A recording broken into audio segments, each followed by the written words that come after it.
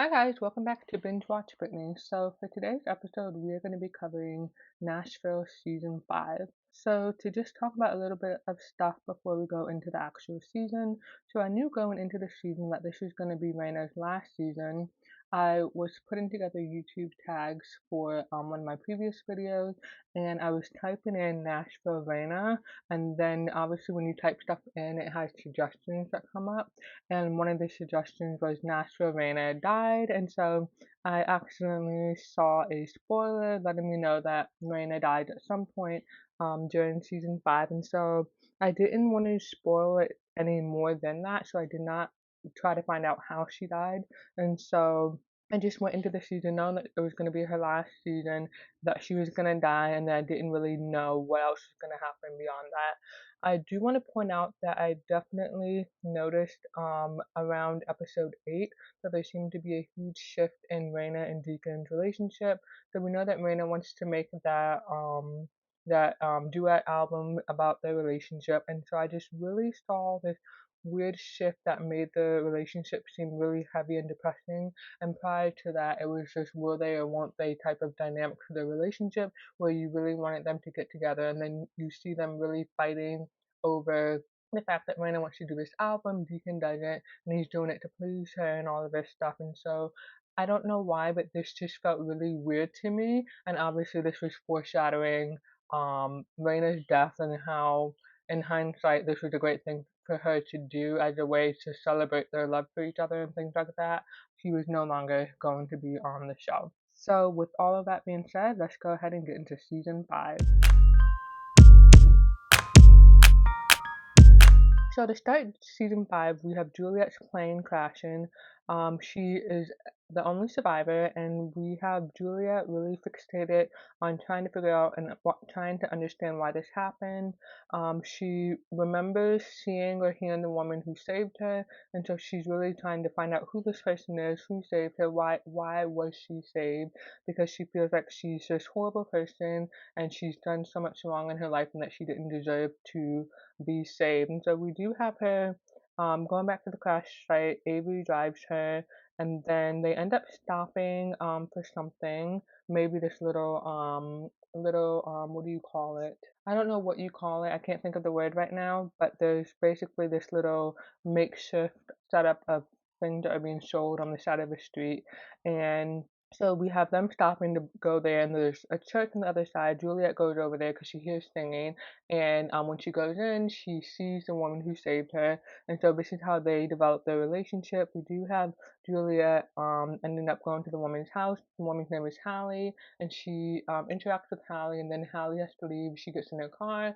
The car has trouble starting, and then we see Juliet understanding, hey, I can help this woman. I can buy her a new car. The thing is, she buys her a Range Rover, which doesn't at all fit in with like the neighborhood and where Hallie lives, and so obviously this was a misjudgment on Juliet's part because she could have gotten her a new car. She could have just gotten her something that was a little bit more discreet for the area that the woman lived in. The other thing that we have happening is Maddie is out of her contract, so we know that she had that really scary situation that Deacon ended up saving her from, and so she's made her way back home. She's living at home. She's also interning at a music studio, so I was really confused at first. Why didn't she just intern at Highway 65? But she is interning at a studio where artists actually go to record music, and so she ends up meeting this guy named Clay. But then she also ends up getting fired from her job and then getting it back because there's this YouTube singer who has this really weird thing that she does when she sings. I think at one point they say it's like whatever Britney Spears is doing with her voice, she's doing that, and that's her thing. That is what has gotten her a lot of followers on YouTube. And so Avery and Deacon, they're obviously real musicians, and so it's really painful for them to like listen to her sing the way that she's singing, and she's singing that way intentionally. And so obviously they're trying to, Avery more so is trying to work with her and get her out of her comfort zone and to actually like use her vocal ability to make a great song. And so he ends up quitting the woman. He doesn't want to follow the suggestions that he's giving her. And so we have this woman, she's really demanding. It's part of Maddie's job, obviously, to get coffee, to get food for the artists who are recording and stuff like that. But this girl, she's really rude, and so Maddie gets fed up and she goes off on the girl and she tells the girl everything that she needs to hear, like she's rude, you're mistreating everyone, and blah blah blah. And so Deacon is obviously upset with her because she's supposed to be professional, and instead she's just going off on a client, and so he tells her that she needs to apologize. You know, sometimes you have to do things that you don't want to in order to kind of get by in life. And she doesn't want to apologize because she knows that she's in the right, but she does end up apologizing and she gets her job back. And then also, as I mentioned, she meets this black singer named Clay. And so we really have two black people kind of coming into Nashville at this time. We have Hallie, who's coming in as the savior of Juliet, and then you have Clay coming in as a street musician and kind of introducing this black style of singing and black style of music into Nashville. And I thought that that was an interesting dynamic because we saw something similar happening in Friday Night Lights, where it was a predominantly white football team with maybe like one or two black football players, and then that I think maybe like the fourth or fifth season or something like that, you had Michael B. Jordan's character coming in, and then him coaching at the other school on the other side of town, and so you kind of have that integration of black and white styles of music. And I thought that that was really great that they tried to kind of make that more cohesive. The other thing that we have happening is Raina, and she has a gig in Silicon Valley, and so this is where she meets Zach. He is this billionaire who has a company. He is in love with country music, and he hires Raina to come and sing to his employees or whatever at some get together, some party, and the audience isn't paying attention really. They don't know Raina's music, and so it's just really weird to see that kind of dynamic for Raina because obviously she is the queen of country music, and then you have this situation where she's performing for people who don't appreciate her music, who don't know her music, but this is the beginning of the relationship between Raina and Zach, and they eventually go into business to where Zach is a investor for Highway 65, and he's helping them to kind of get the funding that they need and also kind of like expand the business. We also see Raina struggling as an artist. We had Julia and her plane crash, and so obviously Raina is someone who travels a lot, and so she is getting all of these negative feelings about flying. She's scared to fly back from Silicon Valley to Nashville, and so Deacon comes and surprises her so that he can fly back with her, but she actually wants to drive back, and this is a way for her to have a self-discovery and kind of rediscover who she is as a person. And so there's this one song that made her fall in love with country music. I can't recall what it is. I think it's Wayfaring Stranger or something like that. And she stops at this random gas station and she overhears someone singing that song.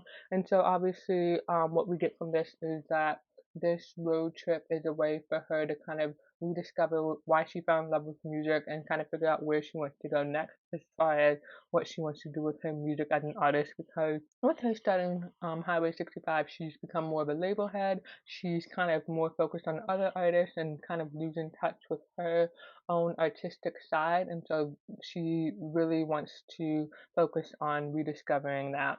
We also see clips from someone else's point of view where it looks like they're watching Raina, so we know that she is being stalked as well while all of this is going on when she returns from her road trip to Nashville. So as a result of her road trip, she wants to make an album with Deacon. This is a duet album that I mentioned earlier in the intro when I was talking about just some observations on the season overall. And so this is obviously something that Raina really wants to do. They do sing songs together, but her whole album has never been just her and Deacon. It's been her songs with other featured artists, and so this would be kind of like a dual project or whatever. And so Deacon doesn't really want to do this because he doesn't really want to dive into all of that pain that they had throughout the relationship, but this is something that Raina really wants to do. So he's kind of put in a tough spot of wanting to say no, but then having Raina continue to question him and ask him if he's thought about it. And then if he says no and that he doesn't want to do it, she can ask him why. And so it's not something that she's willing to let go. And so he eventually gives in because he wants to make Raina happy, and he realizes that he's damned if he does, damned if he doesn't. And so they do start working on this album, but then when things are happening as far as them writing music together, they see things differently as far as they see the same things in their relationship differently, and so that's reflected in their songwriting, and so they're kind of butting heads over that, and I just thought that that was really interesting because they had to get over the different feelings about writing or doing the project together, and then now they have another layer of frustration of roadblocks in that they're not writing about their experiences in the same way.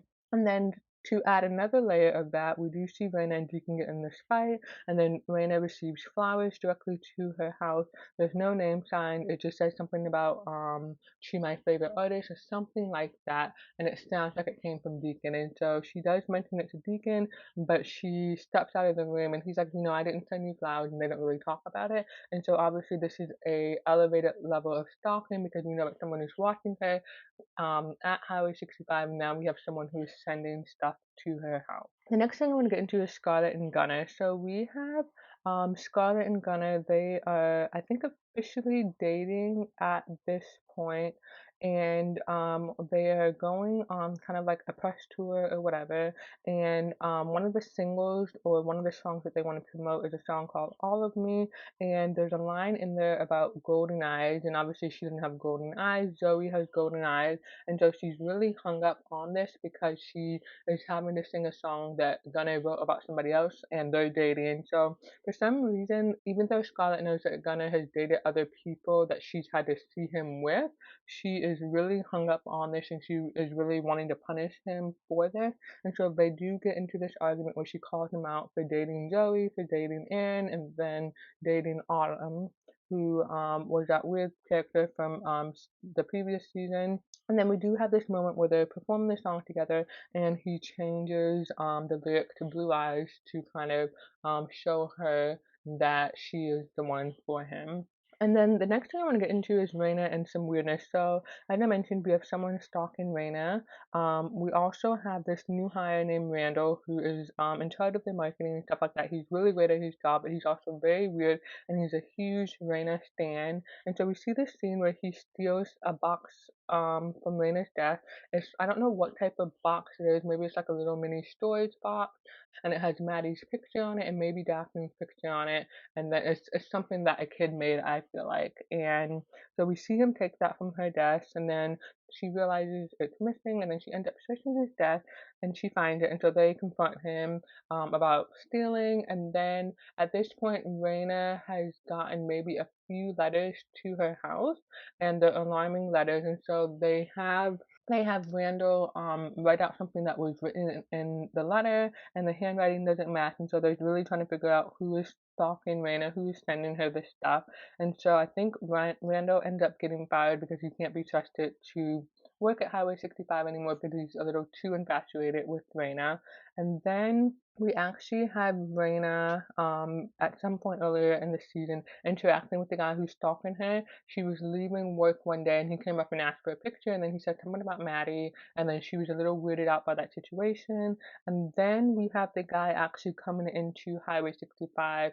He has a letter for Raina, and he's just really animated, really energetic and elevated, and she knows right away that he's the one stalking her, and so she ends up getting a restraining order against him. They hire security guards and stuff like that, and we see this guy approaching Daphne at school. He wants to give her a letter, and when he approaches her, he says something about being a friend of her mom's or something like that, and she's like, "You don't know my mom," and then she and her friends run away, which is really great because you have those situations happen, and then kids don't really know how to react when they get caught up in bad situations. So it was really good that the kids ran away and they screamed for help to draw attention to the fact that there was something kind of weird happening. And then moving back into Juliet's part of the storyline, we have Juliet really recovering from her plane crash and kind of developing her relationship with Hallie. And so we have one of Juliet's legs is she has no feeling in it basically, and she has all of these screws and pins in it.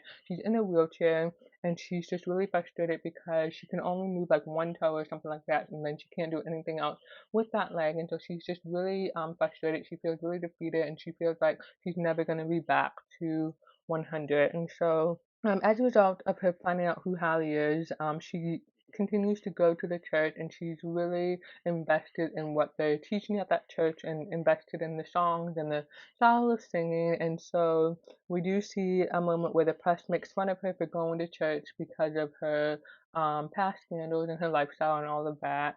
And then she comes to the conclusion that she wants to make a gospel album. And for some reason, Juliet and the actress hating being in this black environment brought me back to Remember the Titans and how good she was in that movie, and just seeing her reintegrated around black people and kind of like being able to mesh with them and feel like she belongs and stuff like that.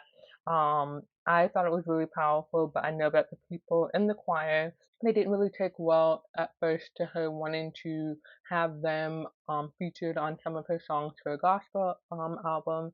And so she really had to push and fight to get them on board to be part of that project, because she really wanted to make a spiritual album as her next album. And so this is where I discovered the song I'm on My Way. We first heard the song, I think, with her playing it on her piano, and it sounded a little bit differently. And then we do get a performance with the choir, and it sounds a little bit different, but it sounds just as good as her singing on the piano. And so I thought that that was really cool that she was willing to take risks and leaps in her career, because at this point she's kind of done it all. She went from the pop artist, she did make those more mature songs that she wanted to make, and then now she's moving into gospel music. And I think that that was a great song for her to explore that kind of music. Obviously, we know that the album didn't do well as far as getting good reviews, but her fans did seem to like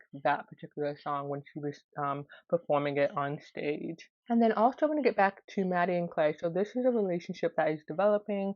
We have Maddie moving on from Colt.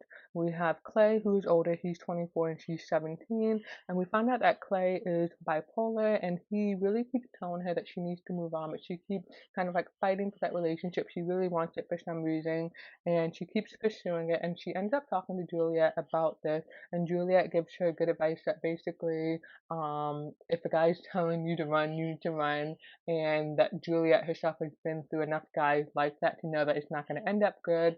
And she's kind of saying, you know, learn from my mistakes so that you don't have to make them. And we see Maddie continuing to pursue this relationship. We have Clay at one point, he's performing on the street, and these two white guys come up to him. They want him to sing a song, and he's kind of refusing, and they end up beating him up. And she finds him in his apartment and has to take him to the hospital. And he's again trying to get her to basically walk away from the relationship.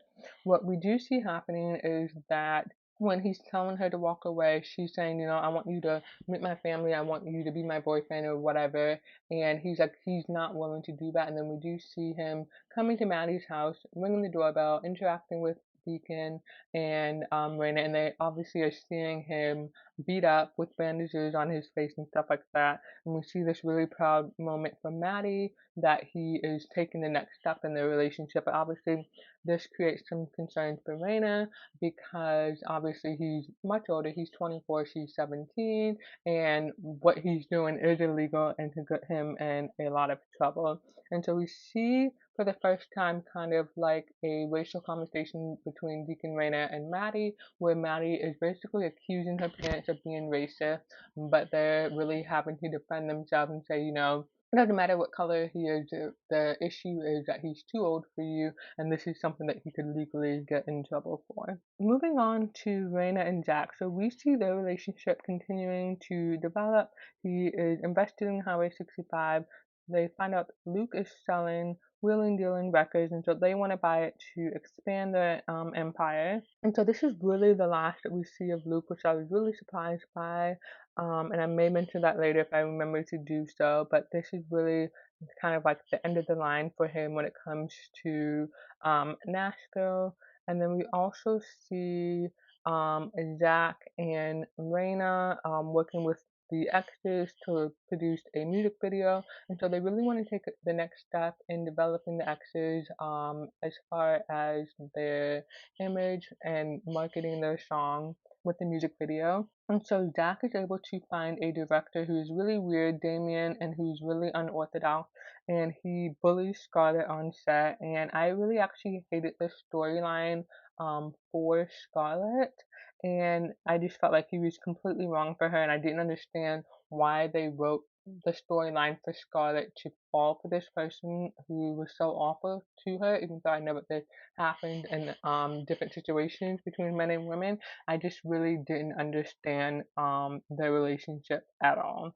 And I didn't understand how she felt like he showed her herself from the inside and all of that nonsense. And so she ended up being really grateful for him, even though he bullied her and pushed her out of her comfort zone. And we have Raina picking up on the fact that something is off with Scarlett, but Zach is able to convince her that Damon's a good producer, director, whatever, and he knows what he's doing, and so she doesn't really dig in deeper like she should. And then I want to go back to Julia and the choir. I may have mentioned that she had some trouble getting the choir on board, and this is where we're really seeing that conflict of black music and white music, and like, I guess people appropriating black music. And so they bring up concerns about whether or not she's going to pay them to work with her, and then they bring up concerns about like how long she's been going to church and if she's really invested in this or if she just sees this as a way to make money. And so we do have Juliet not getting her way, and then she ends up coming back to the church and she apologizes for how she came across and how she acted, and they accept her apology and they end up deciding to work with her. And so this is a start of kind of like a new relationship between Juliet, Hallie, and the choir, and we'll see kind of a little bit later how that starts to fall apart. I do want to return back to Scarlett and the producer. So the producer Damien. So we have Scarlett really being bullied and pushed by Damien, and he is doing this with information that Gunnar has given him about their relationship. And so we have Scarlett breaking up with Gunnar because she's starting to feel something. She's grateful for Damien and she's starting to feel something for him, but she feels nothing for Gunnar because of the complicated history. And so I really hated that for them because I really just felt like she was punishing him for things that really weren't his fault. Like she dumped him, she rejected his marriage proposal, and then she was mad that he moved on and started dating other people. And then we do have this moment where Scarlett starts sleeping with Damien, and Gunnar is not happy about this, and she ends up breaking off with him, and then she's crying over him, and Gunner's like, I don't want to see you crying over another guy. And I just really hated that storyline because I felt like Scarlett and Gunnar as a couple deserved so much more than to be destroyed or ruined because of everything that she went through with that music video. And I almost wish that they erased that from the storyline and just wrote something else for them because I felt like Scarlett and Damien just literally ruined Scarlett's character, if that makes sense. Then moving on, we have Zach and Will starting to date, and I was really thrown off by this because we do have that one scene where Will and Zach meet for the first time, and Zach ends up giving Will his number, and it's kind of like for business purposes, like call me and I'll hook you up with whatever. Because I think he offered to get him like some part in a movie or something, a gig. I don't know what it was, but he was trying to be really helpful in like a business sense. And so I did not pick up on the fact that he was gay at all. So it was really, really subtle. Like it was more obvious with the trainers because they immediately moved into physical relationships or whatever. But with Zach, I had no idea until they were starting to date and it was weird and whatever. The only thing I didn't like about that part of the storyline was that I had no idea what happened to Kevin. It was just like him and Will broke up and then Zach was in the picture. So the next thing that we have happening is really tough. This is when Raina is attacked, and then we have her accident. So the person who was stalking Raina, his name is Wayne, and so she got a restraining order. She got bodyguards. He was in jail. He bailed himself out, and he continued trying to contact Raina despite all of these things in place that was meant to prevent him from getting close to her and her family. And so we have this moment where Raina goes into Highway 65. The bodyguard has checked the building, says it's safe. Raina goes in by herself. And so we see her in her office, and then we see Wayne coming out from somewhere, and we know that she's in danger. And so there's this moment where they're talking back and forth. Raina is obviously just trying to get out of the situation, so she pretends to listen to him and understand where he's coming from. And he's telling her about how basically her music spoke to him. He felt like she was singing directly to him. He feels like she'd known him forever, whatever, and she's really just appeasing him so that she can get out of the situation. And we do see this moment where she's able to get out of the room, and she's aware that he has a knife on him, and he basically pulls it out on her because he caught her on her phone, and she was trying to call 911. And so she's trying to hide the phone, but she drops it on the floor. She's exposed, and then she tries to run out of the room. And so we do have the cops call the bodyguard and tell him, hey, a 911 call came from Raina's phone is saying that she's at Highway 65, and so he knows that she is in trouble. And so he comes in, and there's other security people that come in as well. And so Raina is basically being held at knife point, and Wayne does end up letting her go. Raina does get away from the situation safely, but obviously she's in shock. She's very scared, and she's traumatized from dealing with that scary situation because she could have died. Then we see this moment where she's put in a cop car. She's calling Deacon and letting him know what happened, and then she gets in a car crash. And so this is where everything goes downhill from here for Raina. We have her get into the hospital. The people are realizing that this is Raina who's hurt. This is Raina who is about to go into surgery and all of this stuff. And so it's a huge deal. And she has a shattered hip bone and something else, I think, and she needs to have surgery to repair the damage, fix the damage. And so we do see her interacting with Deacon just before surgery. She's obviously medicated, and so she is looping kind of out of it, but she also seems to be aware of what she's saying. And so we do have family coming to Raina's side for whatever reason. Maddie doesn't come right away because Maddie does come right away. She's able to see her mother before she goes off into surgery, I think, and then she leaves to go home with Clay because the surgery is going to take 4 hours. And so then we have Raina coming out of surgery. Maddie knows about this, but she doesn't come right away to the hospital. And then we have something happening where Raina seems like she's recovering, and then there's this moment where Marina is interacting with her mother. Obviously, her mother is dead, so we know that she's seeing things. And Deacon walks in on this. He's confused by what's happening, and he ends up telling the nurse about this because he's concerned. And he mentions something about, hearing stories about the white light and stuff like that. And then we see Daphne's choir in the room singing to Raina because she was supposed to perform that night, but obviously she wasn't going to attend because of everything that was happening with her mother. And so they brought the choir to the hospital, and they're singing to Raina when Raina realizes that something is wrong. And I really wish that Deacon had reacted a little bit sooner and much more aggressively, because you can kind of see him noticing that something's wrong, but he's not sure. He's walking quietly towards her, and then it takes him like a good 20-30 seconds before he's able to alert everybody else to the fact that something is wrong. And so maybe it just seems like it was longer because of the way that they did that scene, but it was just super annoying because they should have gotten everyone out of the room much quicker and been able to tend to Raina. I'm not sure what happened, but basically I think something as far as fluid leaked into an area that it wasn't supposed to, and it was causing complications, and there wasn't anything that they can do for it. Her body had to like clear it on its own. And then we see that Marina's complications are getting much worse. We have this scene where Juliet comes to the hospital and she's there to support them, but then she's also having her own meeting with the doctor about her leg. And the doctor is interrupted during the appointment, and she is told that, the patient who came in with the injury last night, whatever, she's crashing. And Juliet realizes that she's talking about Raina, and so she goes to find the family.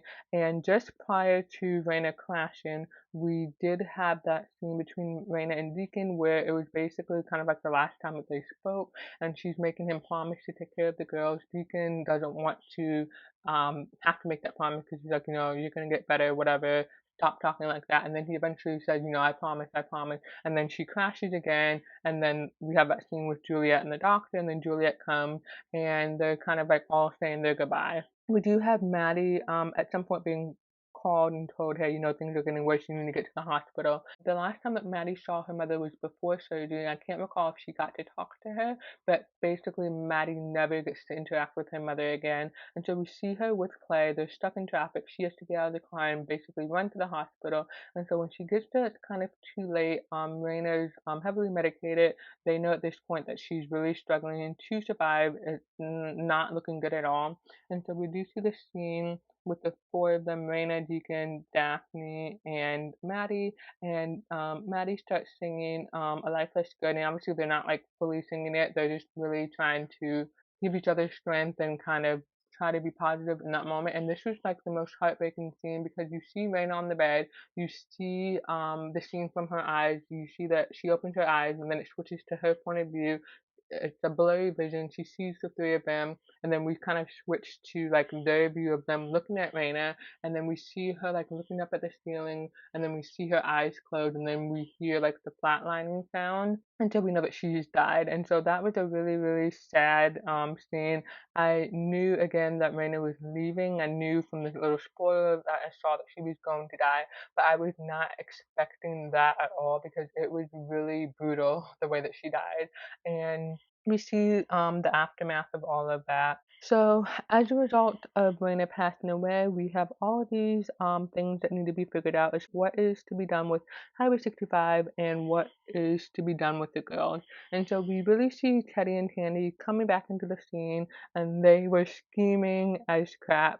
So we have Teddy and Tandy kind of trying to team up against Deacon to take control of Highway 65 and kind of run the business because they don't think that Deacon can handle that side. And then you have Teddy really trying to push for him to be the guardian of the girls. He's in jail. He has like 3 more months left. And so you see him having a conversation with Maddie and trying to convince her that he's the right person to be the guardian. And then prior to that, you had this scene where Maddie overheard Teddy and Tandy somewhere having a conversation about all of it. And she ran straight to Deacon and told him what he needed to know.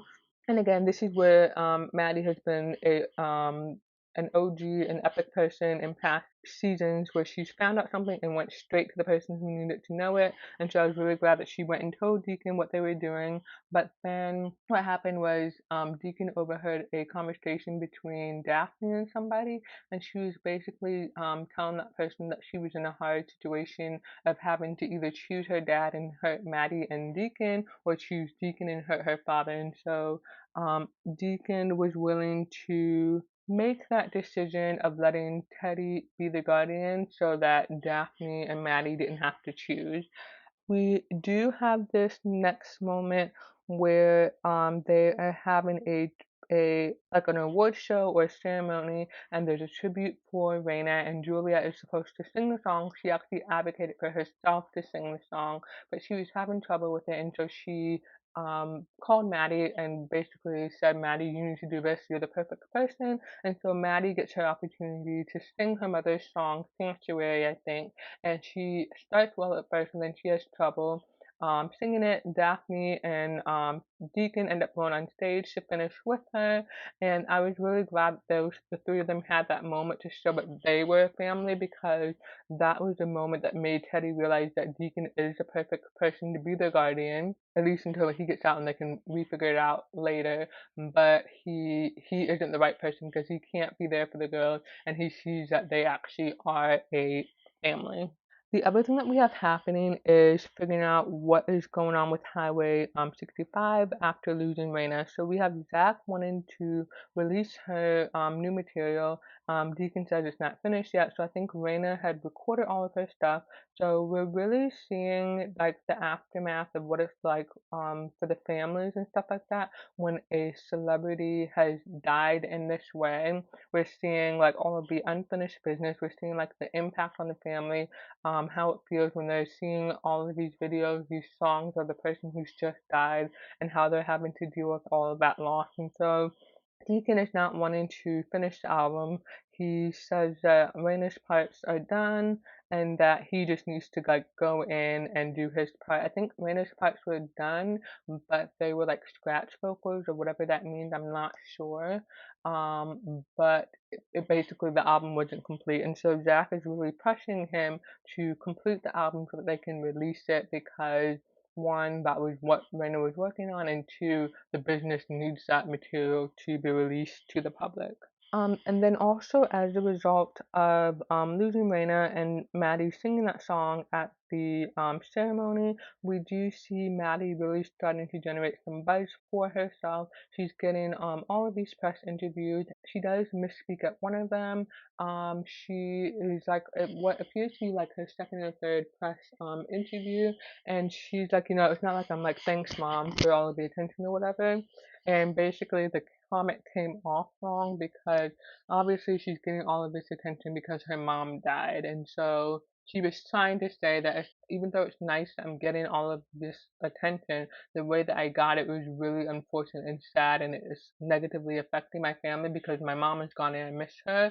And so it was just a weird way of saying that she was appreciating the attention, but obviously she wished her mom was there. And so that didn't land well, and so you have people saying, that she didn't care that her mom died, and then Daphne heard that comment and she was upset about it, and so you really just have Maddie really trying to balance her newfound fame with also losing her mother.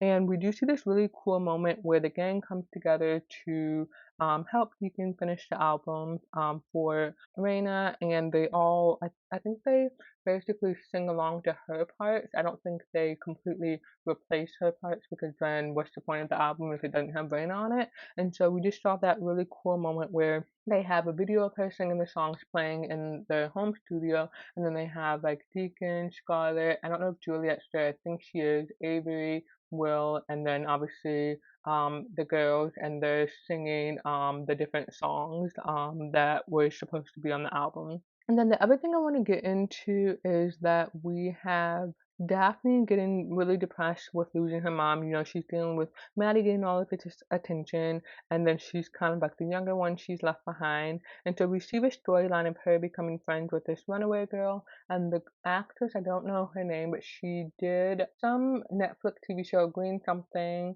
I can't think of it, but basically, it was a show about a school in New York, and then she was assaulted, and she was dealing with that. But then she was also in another movie that I just watched, Sitting in Bars with Cake, and so that actress reminds me of Teresa's daughter from Real Housewives of New Jersey, Gia. I thought it was really uncanny how much she looks like she could be part of that family. But anyway, I recognize that actress from doing that show. And so we see Daphne really kind of latching onto this girl, getting attached, and so being with this girl is homeless, she kind of like sneaks her into the house and she's letting her live there.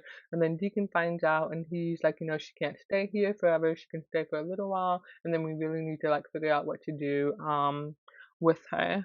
And I'm going to come back to the storyline in a little bit, but I'm going to go to the next point. So moving on, we do have Scarlett eventually getting pregnant. We find out right away that the baby is not Gunner's via a blood test or whatever that she does. And so we have Damien kind of finding out about all of this. He's not excited at first, but then he's really buying into the idea of being a father. And so he buys a house for them to live in, and he's really seems to be embracing like the three of them co-parenting.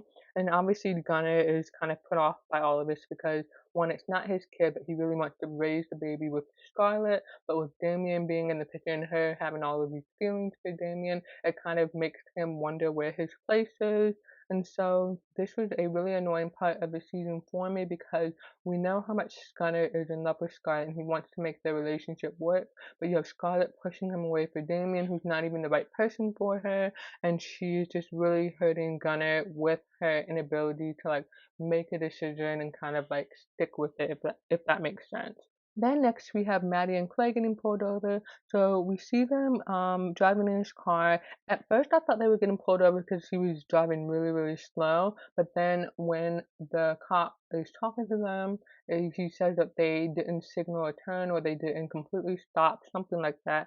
And so you have Maddie who's getting animated. She's getting really defensive and she's questioning the cop. She's making the situation kind of escalated, and Clay's trying to like comply with everything that the officer is saying and wants from him, and so we see a difference in their demeanors right away. We have Clay who is trying to comply, and then we have Maddie who is demanding answers, demanding that they be treated with respect and all of that stuff. And she starts recording. She at one point after Clay is asked to get out of the car, she gets out of the car.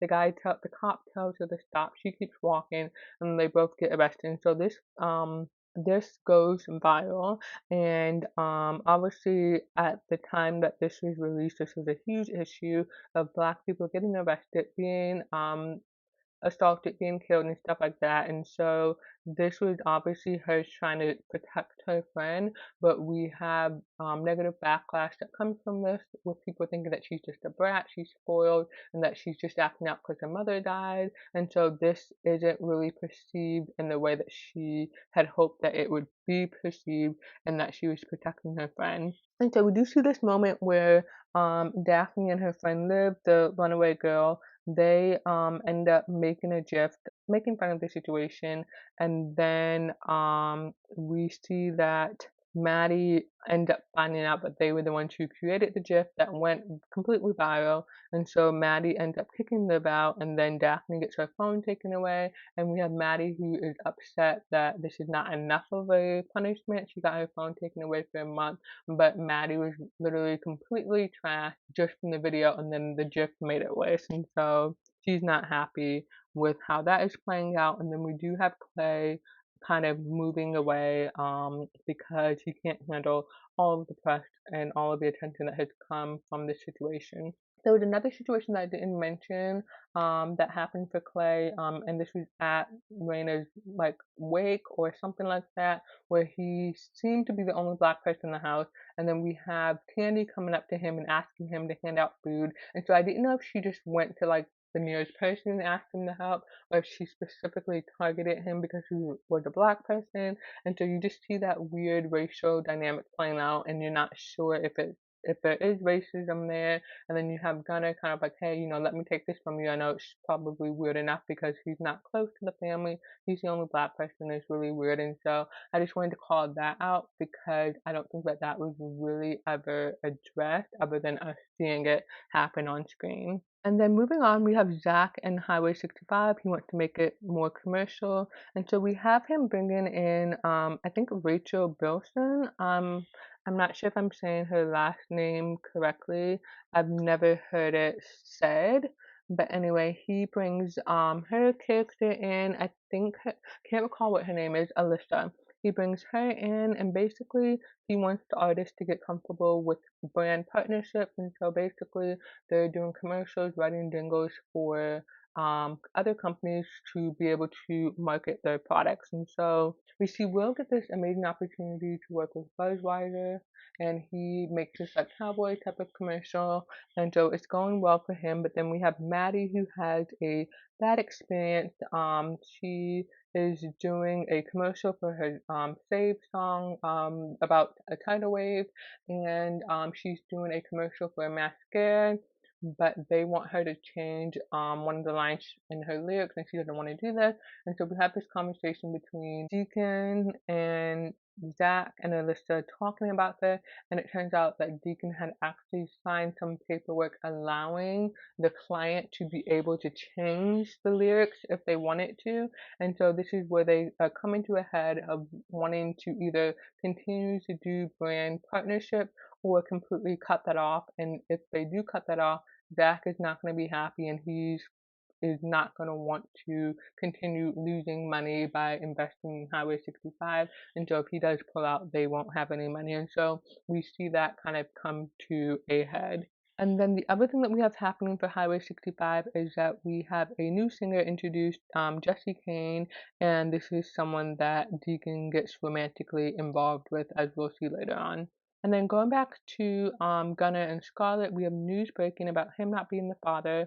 We do see that Scarlett ends up doing this interview with a woman named Mackenzie Rose or something like that, and she's able to quickly figure out that Scarlett slept with Damien because she did too, and then she figures out that he's the father of her child, and so she releases this article talking about all of that, and then we have fans turning on Scarlett because they thought that Scarlett was this perfect person, they thought she had the perfect relationship, and her music and that relationship that she had with Gunnar was something that they could escape into, and so we see her kind of having to kind of figure out how to get this, not fix her image, but kind of reconnect with her fans. And so we see her holding the skit together where she's talking to fans about shame, and she invites the reporter, whatever, to come. The reporter ends up sharing her own story of being bullied or feeling left out or whatever, and she apologizes for publishing the article that she published. And then now I want to get into Deacon and Jessie. So we have Jessie, who is this good singer. She was married to the head of another label, I think Shiny Records, Shiny New Records, something like that. And she is being considered for a contract at Highway 65. And so Deacon wants to help her with her music. We know that her ex is abusive. He doesn't let her see their kids that much, and he's really into kind of like controlling her and making her feel small. And so we have Daphne really picking up on the chemistry between Deacon and Jessie, and she's really upset by this because obviously she feels like Jessie is replacing her mother, and she doesn't want Deacon to date somebody else, even though she wants him to be happy. And so I do have Maddie kind of understanding that, Deacon's going to move on, and she tells him that she's going to love him regardless. But for Daphne, it's a little bit harder for her to deal with just because we know that she had her depression issues where she was really, really sad and kind of upset and having to deal with so much change around her because of her mother's death. And then now she's having to deal with a new woman kind of coming into the family and kind of taking her mother's place. And then the next thing that I want to get into is we haven't talked about Avery very much, but he is still with Julia at this point, and he decides that he needs to go on tour. He wants to do something for himself, and he goes on tour for 7 weeks. And we have Juliet, who's kind of not reacting well to this. She thinks that he's cheating, and we do see this kind of moment where this girl on his tour is hitting on him and offering herself to him and kind of telling him like he doesn't need to deal with all of that baggage that Juliet brings and all of that stuff. And then we see this moment where we're supposed to think that Avery is with this woman. Juliet calls, he goes into the bathroom, and then she's accusing him of being with somebody else. And then we see that it's actually the guy fixing the TV and stuff like that. And so we know that Avery is very loyal to Juliet. We know that Juliet is very paranoid, and she has all of these different emotions and feelings and things going on. And we see that Avery is the perfect person to help her deal with all of this.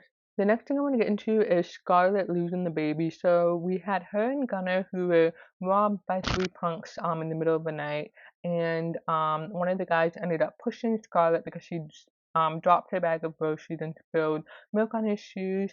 And so we do see this moment where Scarlett goes to the doctor after that because she's bleeding. She loses the baby, and the doctor tells them that it's not because of the assault that these things can happen. And so we really see Scarlett breaking down because she had envisioned a life for this baby, a life with this baby, and then here she is having to birth a stillborn, basically.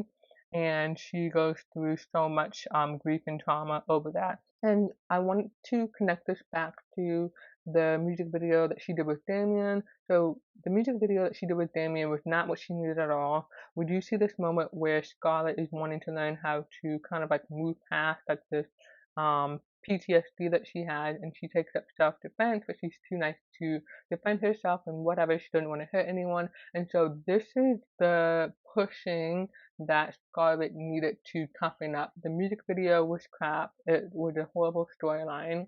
And so I was really glad that we got to see something really authentic and kind of more pure to kind of help Scarlett break through whatever she was going through that def- in that self-defense class, because as I said, everything with Damien just kind of like ruined her character and made her more into like a side character, because she was a huge character in the early seasons, but I feel like since that Damien stuff in the music video, her character development, everything has gone downhill. The next thing I want to get into is Maddie and Juliet. So we have Maddie and Juliet working together. Juliet wants to kind of manage the artistic side of Maddie. And so we do see this moment where Juliet gives Maddie advice on her song Save. She kind of makes it more upbeat and more poppy and something that would play on the radio. And then we see this friction between the girls because Maddie wants to do the song her way instead of listening to Juliet's feedback, and then they kind of clash over the fact that Juliet says that she knows what works and what doesn't, and then Maddie kind of hits her with, well, why didn't your album do well, or whatever.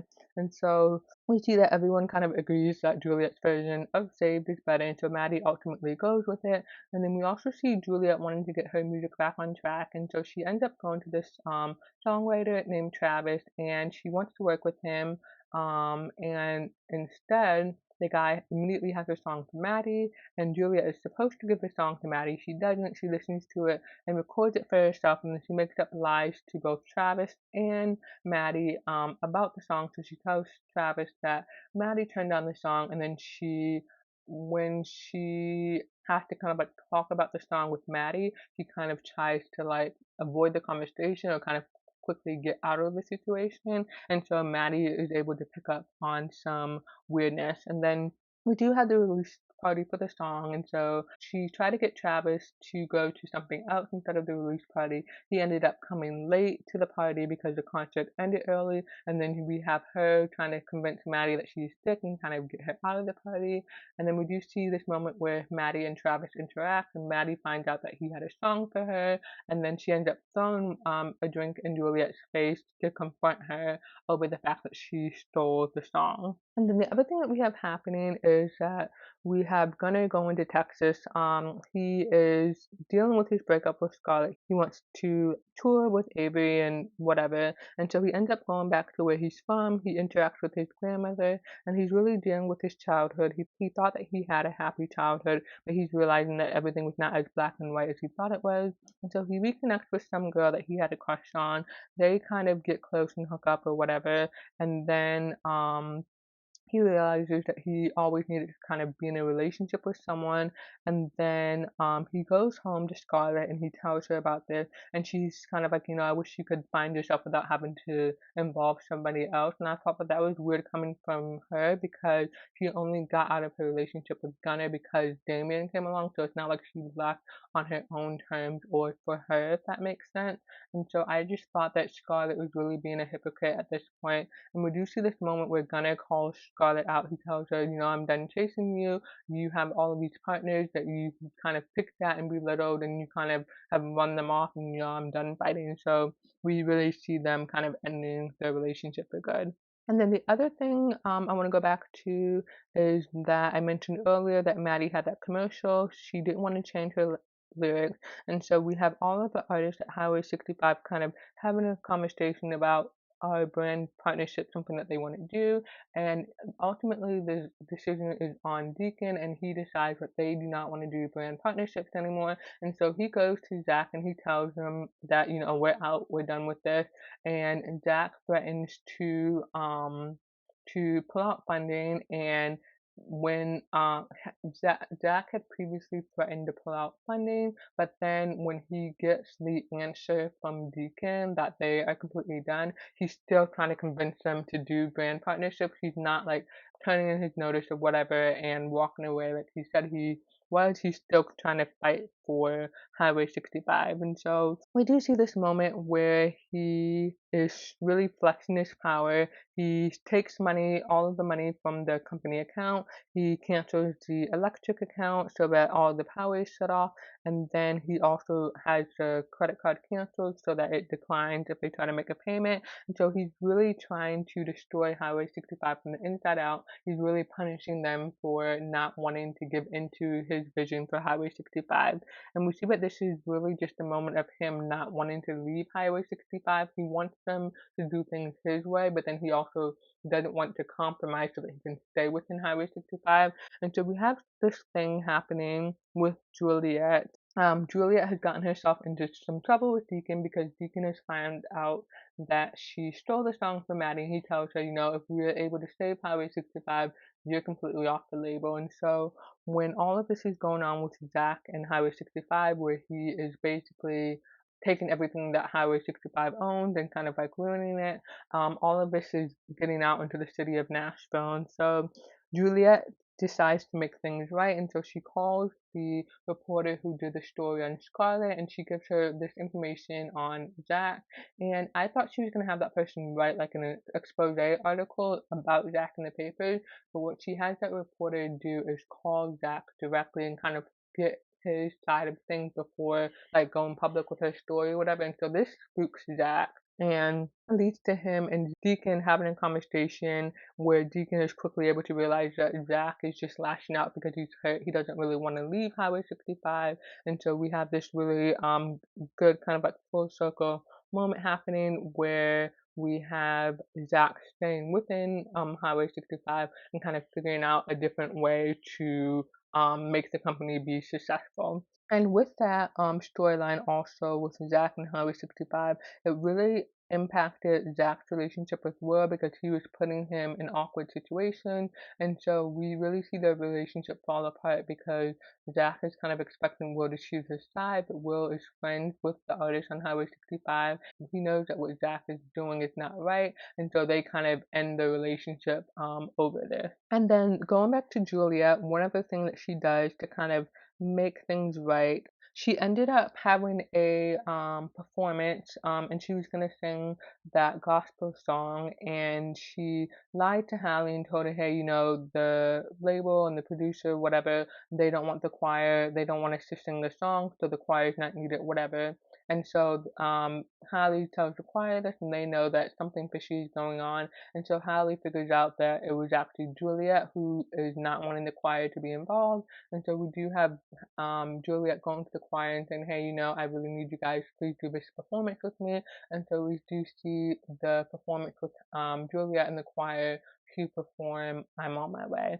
Lastly, the other thing that she did to kind of correct things was that her and Maddie were both nominated for Song of the Year, and obviously we know that one song is genuinely Maddie's song, and then the other song, I think Watermelon Rising or something like that, was a song intended for Maddie, so she would have been nominated for 2 awards. And so we see once Julia is confronted by Deacon with the fact that she stole the song and then everything that's happening with Zach, we do have Juliet withdrawing from the nomination and then admitting that she stole the song from Maddie, and she does this to sacrifice herself because of what she had Mackenzie do as far as calling Zach and spooking him. So she had to give Mackenzie a story, and the story was that she stole the song. And so we do have Maddie performing her song at the award show, whatever. She doesn't win the award, but we do kind of see this full circle moment where most of the issues seem to be resolved. And then we do have Avery. I think he was on tour at this point. He finds out everything that's going on with Juliet, that she withdrew from the nomination and that she stole the song. He didn't know about any of this, and so he immediately leaves his tour and he drives home to go see her, and we see them kind of like embrace, and she's surprised that he was still willing to be there for her, and we are really seeing how strong Avery and Juliet's love for each other is, in particular, how strong Avery's love for Juliet is and how much he wants to really be there for her. So to end this episode on season 5, I'm really excited to see what happens in season 6. I've actually already watched season 6. Prior to watching season 6, I was excited to see what would happen with Deacon, Maddie, and Daphne going into season 6. What would happen with Highway 65? What would happen with Juliet and Avery as far as the relationship and where they were going after that point of him coming back home. I also wondered about Scarlett and Gunnar. Were they really going to end their relationship? Were they going to get back together? I really do want them to get back together because they just make so much sense as a couple. Because we have Scarlett going from Avery to Gunnar, and so I don't know. I really want them to make it as a couple. Yeah, I don't really have much else to say without spoiling season 6. So I'm just gonna go ahead and end this episode here, and thank you guys for listening.